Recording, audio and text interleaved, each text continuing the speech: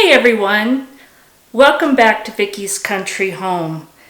And today I'm going to attempt to answer some of the questions that I've received about meal in a jar.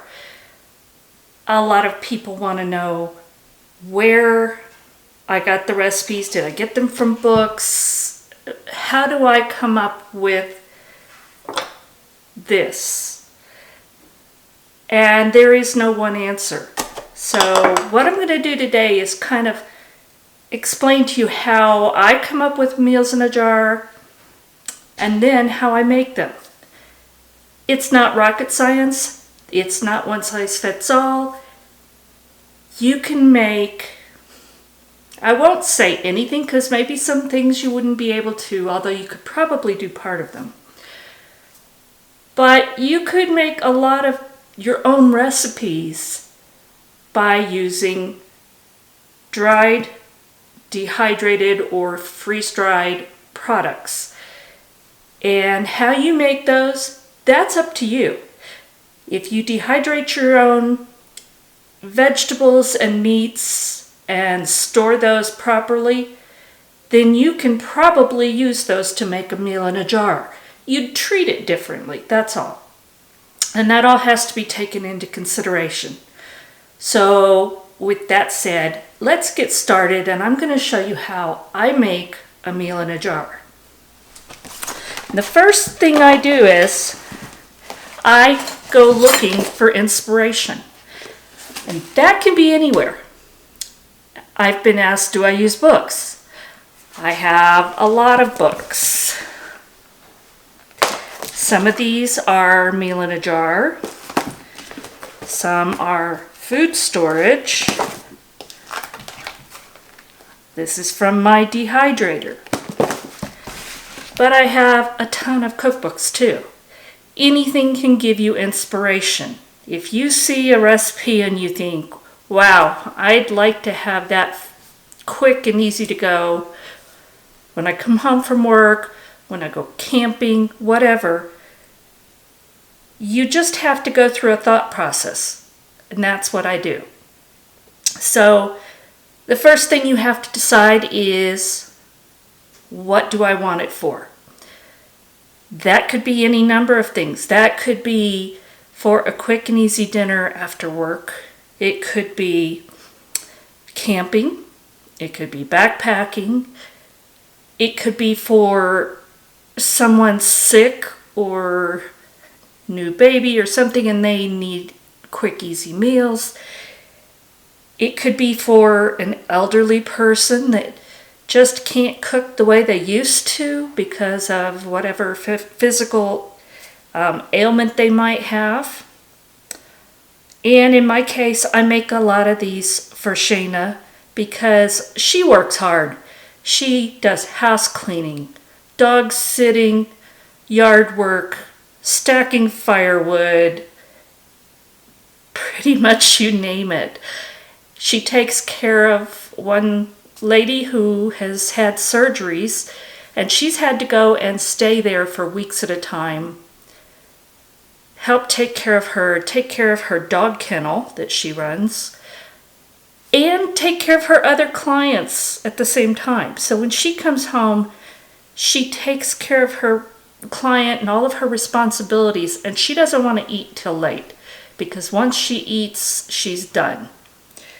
So if it's left to her, she's not going to cook something that is going to be good for her and that isn't bad for her. So that's how I really got started doing this, because I bought most of these ingredients to be able to provide her meals that she could just boil water, throw it in, and have an easy dinner that was something she liked too.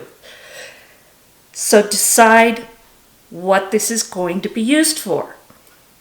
Then you have to decide how many people it's going to be for. And in our case, usually I'm going to make a pint, although occasionally I might make it in a quart jar.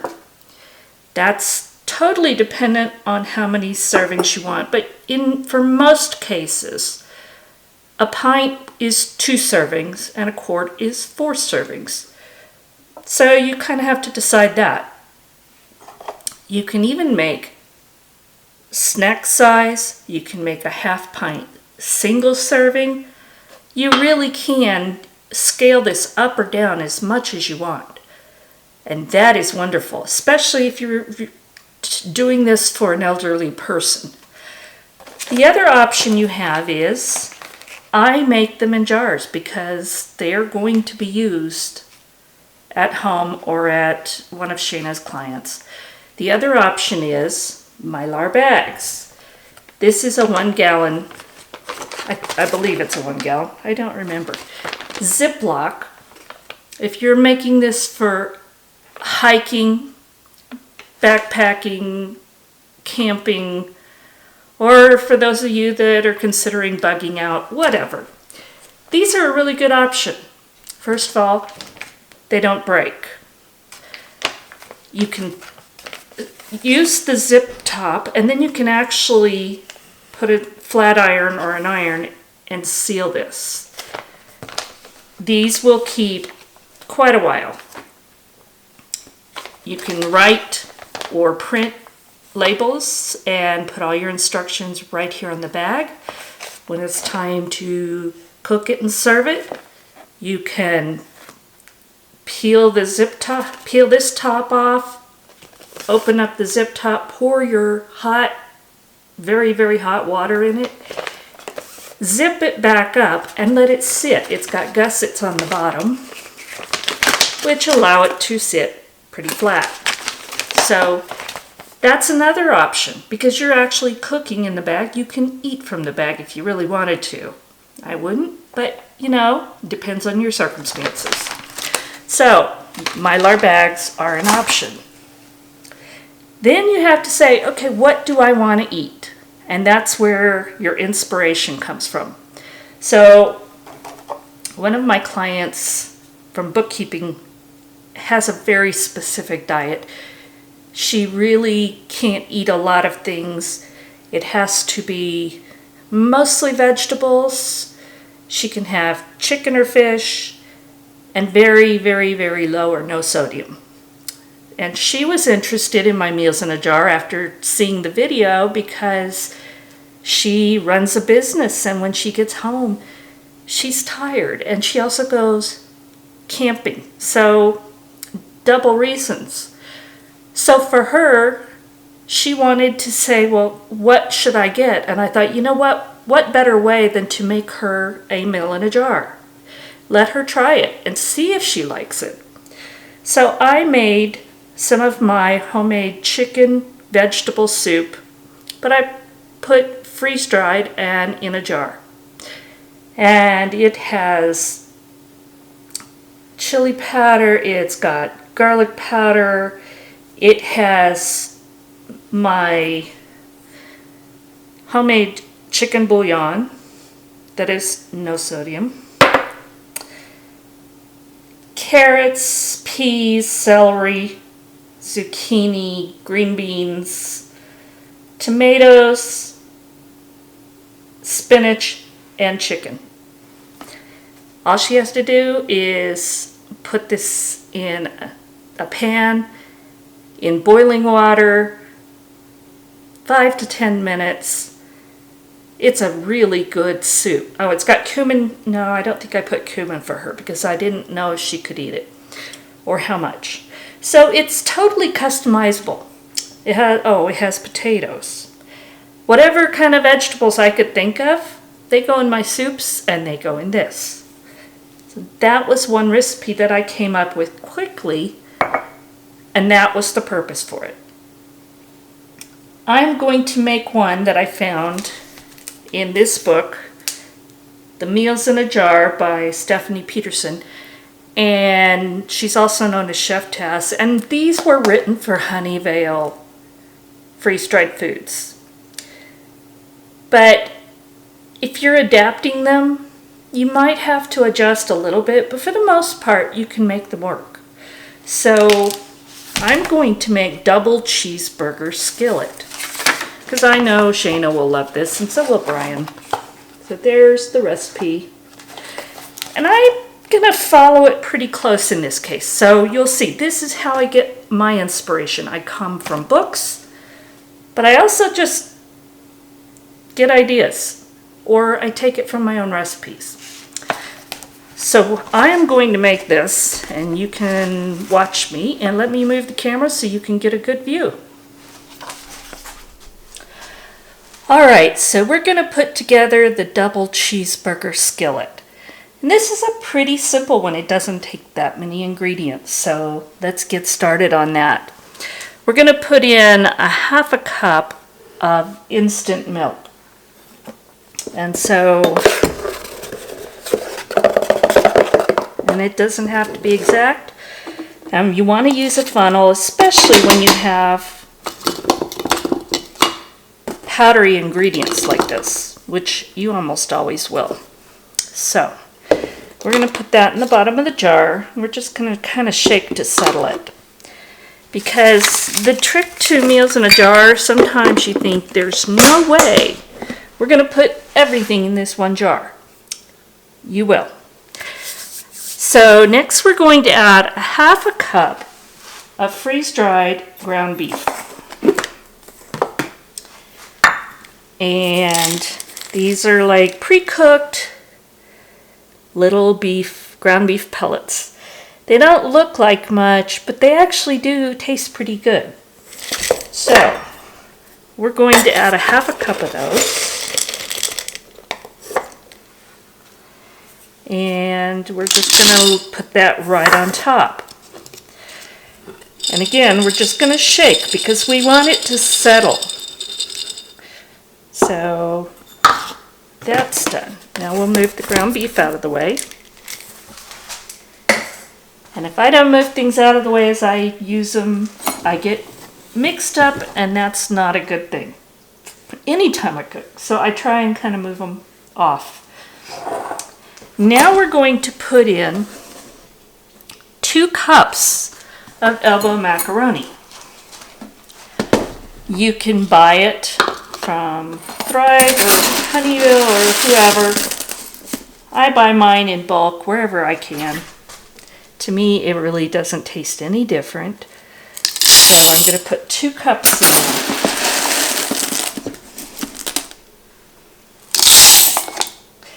And if you look, it's looking like, oh my gosh, that jar is full. Well, it looks like it, but it's not yet. So again, we're going to shake it and settle as much as we can. And you can see we've gotten a little more room on top. Not a lot, that's okay. Now I'm going to put in, I'm using instant clear gel. The recipe calls for ultra gel, which is non-GMO. I don't have it. I'd have to order it. I don't have it. So I'm using the instant clear gel. You might even get away with the regular cooking type clear gel. I'm not sure, but I think it would be fine. You could even use cornstarch, because this is a modified cornstarch. So now I'm going to add 3 tablespoons of this instant clear gel. And this is a thickener. That's what it's going to do.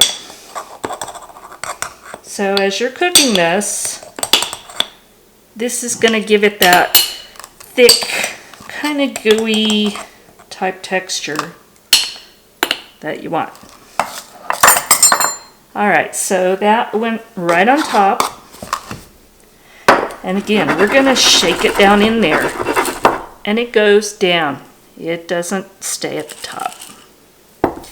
It's probably prettier if you put it all at the bottom, but you may not get everything in there the same way. So that's what I do. And then we're going to add a 1/4 cup of freeze-dried chopped onions. And again, all of this that I'm using is Thrive because I am a consultant and I bought it and signed up mostly so that I could buy this stuff for Shayna's meals. You know,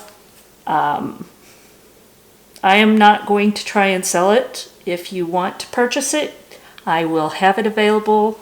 My link to my website. And it seems expensive, but when you realize how much everything expands, not everything, but a lot of things will expand in size, and they definitely gain a lot of weight. So it's really not as expensive as it seems, but it is a large outlay up front unless you do it over time. So again, if you want to experiment with dehydrated or whatever, feel free, make your own recipes. That's how I got started. I got started again using ideas from other people.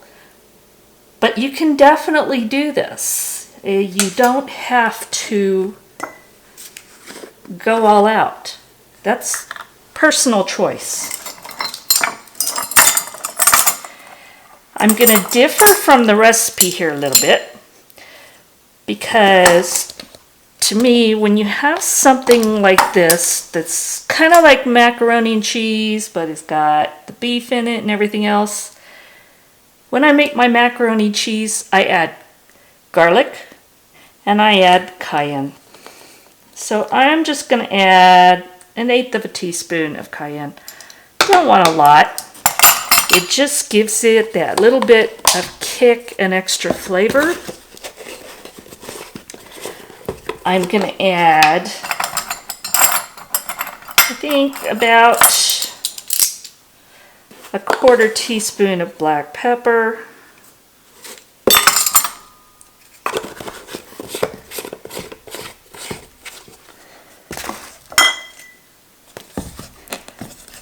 And maybe a 1/2 teaspoon, if I can get the jar open. That one's too big. That's 1/2 teaspoon of garlic powder. I just want to add more layers of flavor because that's what I like. But feel free to do it however you choose. And again, the pepper, cayenne, and garlic were my additions. And I'm going to put in probably 1 packet of no sodium, sodium-free beef bouillon. And this is the brand I'm using. I'm going to make my own, mix it just like I did for the chicken, but I haven't had time. And I do that as the need arises, so I'll do that at another point. But for now, I'm using a packet. And again, just make sure you shake it all down, settle things in there. You really want to make it settle down. And then we're going to use, it's 1/2 cup of the freeze-dried cheddar cheese. And I'm going to put as much in here as I can. So we're going to pack it down, and I think I'm going to add a little more.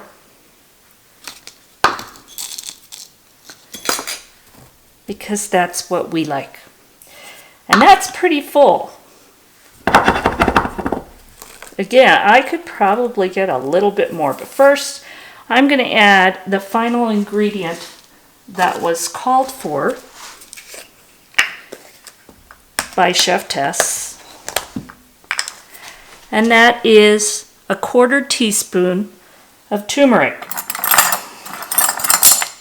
So first of all, it's going to give it that beautiful color. So, and it adds flavor, and it's good for you. How could you not want to do that? So let me clear these out of the way. And again, shake it, shake it, shake it. You want that to settle. I'm going to add just a touch to the top. Now, I'm not going to seal this yet. I'll do all the sealing at one time. And I am going to use my vacuum sealer. And I have both sizes. For the regular mouth, I'm going to use this one. It fits. If I were using a wide mouth, I have one that will fit that also. And you're just going to use your regular lids and rings. And again, you make sure everything's clear and all that. If you're not going to vacuum seal, or you want to keep this on your shelf for a while, or bug out or food storage, whatever, then you absolutely want to use oxygen absorbers. And these are 300 cc's. They're little. I would use one 300 cc on a quart jar, or a pint for that matter. I don't buy anything smaller than a 300 cc. They may make them, I don't. So that would be for anything longer at all. These will be eaten very short term, so I don't really care. Vacuum sealing will work, and so that's what I'm going to do. And you would also use the oxygen absorbers in your Mylar bags if this were going to be going backpacking or anything else. Squeeze out as much air as possible and then put the oxygen absorber in and seal it. That will keep this fresh much longer. Now let me get set up for the next one, and I'll show you how I completely make these things up out of my head. Alright, so this one, again, I don't have a recipe. I'm just winging it. And that's the fun. I love doing that. Whether I'm cooking or making something like a meal in a jar. If you can make it up as you go and then try it, see what it comes out like. So this is going to be roast beef with vegetables, gravy, and rice. And it's all going to be in one jar. And I'm making a pint. I hope I can get it all to fit. I think I can. This is the Thrive Savory Beef Gravy Mix. I've never tried it. I haven't opened the can yet. We're going to do that right now so that we can see what it tastes like. Because how can you make a recipe if you don't know what your ingredients taste like? And I'm going to dig out the oxygen absorber that they had in there because it's no good anymore. They are one-time use.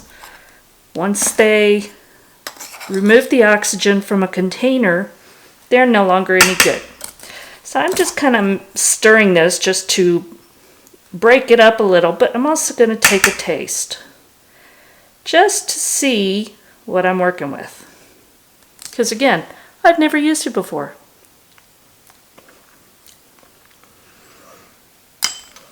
It tastes really good. It's a little on the saltier side, so if sodium is an issue, cut back, or whatever you want to do.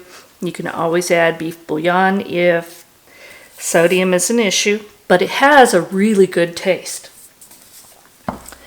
So I'm going to start out with I think I'm going to use about 1.5 tablespoons. Because it says 2 teaspoons is a serving. So that's how much I'm going to put in there. Let's shake it so it's settled. Alright, so now I want to put my rice in there. And again, I haven't opened it. And this is instant white rice. I believe it's been parboiled and then freeze-dried, so it cooks fast. But there's other options out there, I'm sure, at the grocery store. I don't buy them, but you can definitely try those. So this is instant white rice. And let's see, a serving is a 1/2 cup. So I think I'm gonna try to put 1/2 cup in there. Give or take. Again, I'm making it up. So we'll put our half cup of rice in there. Take out the used up oxygen absorber. Close it and put it out of the way. This is where you get really creative. Okay, so what do we want to have in here? Well, I think I'm going to use about a tablespoon of, this is a dehydrated carrot, and it's little chips. So they actually rehydrate, refresh pretty quickly. So we'll put a little bit of that in there. We definitely want to put some onion, so we're also going to use the freeze-dried chopped onion. I put about a tablespoon, but you can see we're still in good shape in the jar. Sorry, I'm getting used to where this camera is. I'm really still learning. That's okay, I can do this. I thought maybe I'd put a little bit of freeze-dried mushroom pieces, not a lot. And these are pretty good sized pieces. There's maybe some small ones in there. And I'm just going to take a small handful. Maybe this will make about a tablespoon, but I'm going to just kind of crumble it. I don't necessarily need big hunks in there. Just little bits of flavor that you'll kind of say, oh, that was good. All right. Move that out of the way. We're going to use some freeze-dried green peas, and I love these. Again, this is something that I used to buy the frozen, and half the time I'd go back and they were freezer burned, they were no good, and I'd never even used them. I don't know why they don't keep for me, but they don't. So when I discovered these, it's like, yay, now I have them on my shelf, so when I need green peas, I got them. So I love that. And I think I'm going to put about a 1/4 cup of those.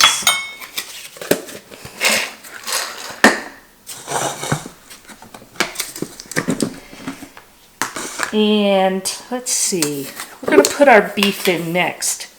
And this is the freeze-dried beef slices. And they are good size little chunks of meat. And you think, oh my gosh, they cost so much for this little can. Well, in reality, they aren't that bad because this, a half a cup is a serving size. In a dish like this, it's less than half a cup. This will make 2 cups, and I'm probably going to use half a cup. So I've made several meals from this one little can. So when you see the price and freak out, don't. It really goes quite a long way. So again, we're getting up to the top of the jar. So we're going to shake it. Going to get it settled as best we can. And now I'm going to add freeze-dried potato dices. And these are pretty small pieces. They're not huge. And we have our rice. So we don't need a ton. But I like it in there. So I'm going to put whatever, I'm going to fill the jar with it. Because this just makes it a nice hearty meal. So again, it's not quite half a cup. That's what fit in my jar. So look at that. Isn't it pretty? You see the different colors and layers.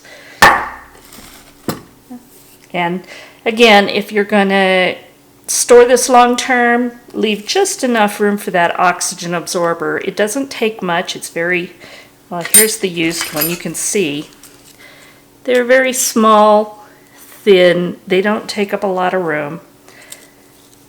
But they're oh so important because oxygen, heat, and light are enemies of your stored foods.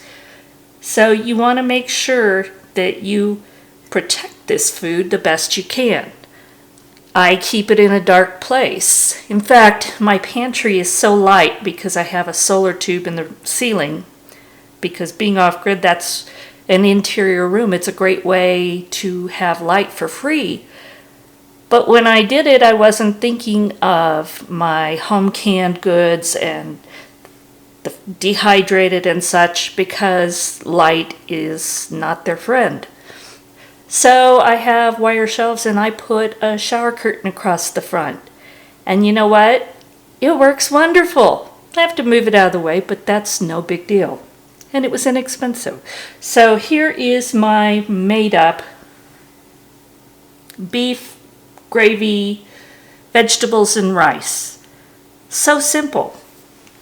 Now to rehydrate this, I would probably put this in boiling water, or again, if you're doing it in the Mylar pouch, I would probably start with an equal amount of water as you have ingredients. That some things may use a little more, so you kind of have to play with it when you're making these things up. For the cheeseburger skillet that I made, that one's going to take, let's see, 6 cups of hot water for 4 cups of ingredients, because that macaroni is going to swell up. It's going to take a lot. This instant rice, I would, my guess, and I'm going to look on the can right now.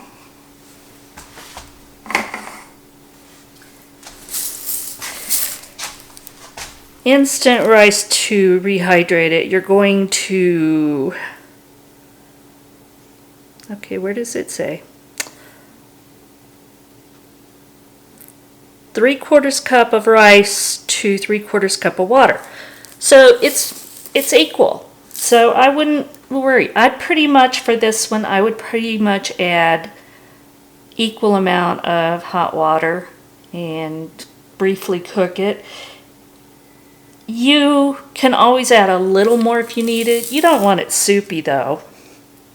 And that rice only takes 3 to 5 minutes. I mean, that's great. It's very quick, and this is a complete meal. But again, you can add whatever you want to it. So, what do I have left to cover? I think that's it. When you want to make your own meals in a jar, consider what you want it for, who you want it for, how it's going to be used, and take your inspiration from everywhere. One of the best things of cooking for your family is taking what your family loves best and making it for them. And if you are making meals in a jar, do the same thing. Absolutely. Get some of these books, and I'll try and put links for them below, because they are a very good source of information on what to use, how to use it, how to store it, how to properly use the oxygen absorbers and store it long term. That information's all out there. Don't reinvent the wheel. But take their recipes, take their guidance, and use that to make what you love and what your family loves. Try it. I mean, what are you going to do? You're probably going to like it. It may need tweaks. But what I also do, and I will be doing this as soon as the video's done, I write my recipe down that I just put in here. So when I want to do this again, and I'm pretty sure I will, I have it all on a recipe card and I can easily recreate it. I can also go back and say, well, you know, I wish I had done this. It's all here. If I want more seasoning, if I want less of something, as soon as you make that the first time, go back and revisit your note card, see what worked and what didn't, make your changes, and that way next time you do it, it's already, all the guesswork is done. So I hope you enjoyed this, and I hope you found it helpful. The more we share knowledge, the better for everybody. And I've seen a lot of these meals in a jar videos. I really hadn't seen how someone puts one together, that they create one. They may be out there, but I haven't seen them yet. So I hope this helps. If you have any questions, be sure and comment. And I will try and put links to some of this below so you can go check it out. All right, tonight I'm going to prepare the cheeseburger skillet meal in a jar that I showed you how to put together. This is so hard. I did not use an oxygen absorber or seal this because I decided I was going to make this tonight. So look at that, isn't it pretty? So you pour it in a skillet. Yeah, there's a little bit stuck to the bottom.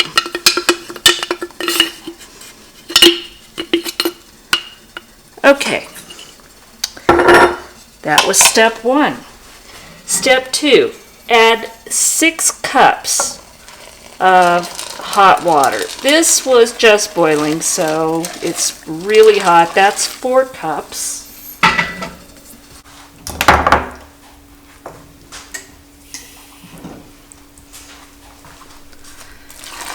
Okay, 6 cups of hot water. Bring it to a boil. Give it a good stir.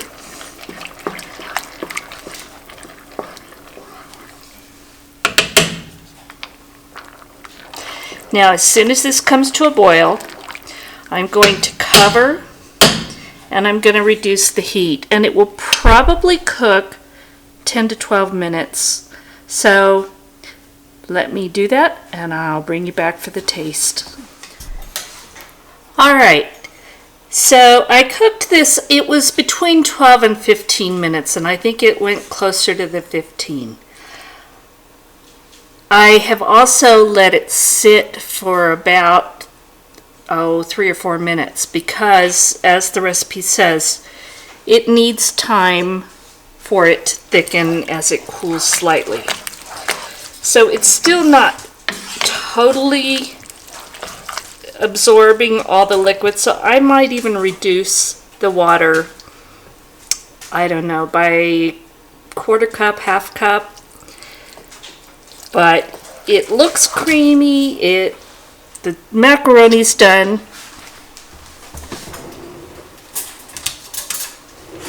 So now I'm going to taste this and I'm going to see if it's what I think it will be and if I need to do something different.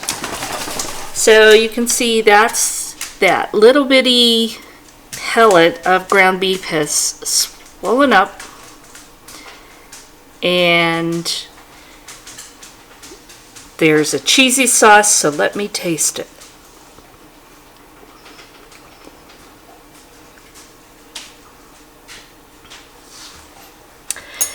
It's good. I think next time I would add more cheese, and that's my personal choice.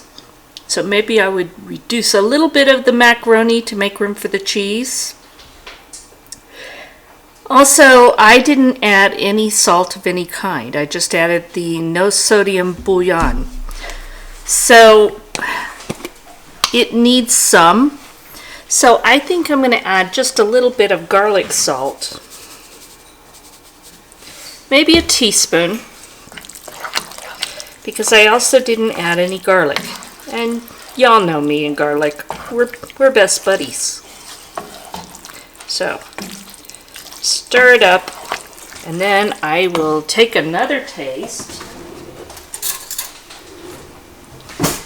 Fresh spoon.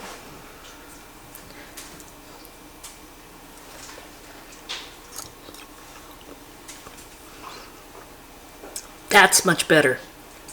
Okay, so this is going to go in my notes on my note card with my recipe. Then I'm going to reduce the macaroni just a touch, add a little more cheese, and I am definitely going to put some garlic salt in it. But you know what?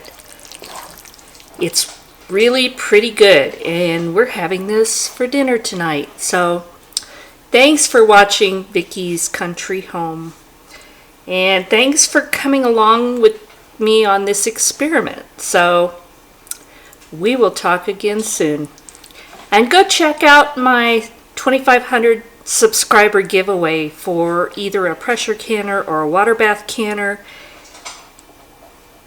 Comment, enter. I'd love to hear the feedback. Thanks for watching.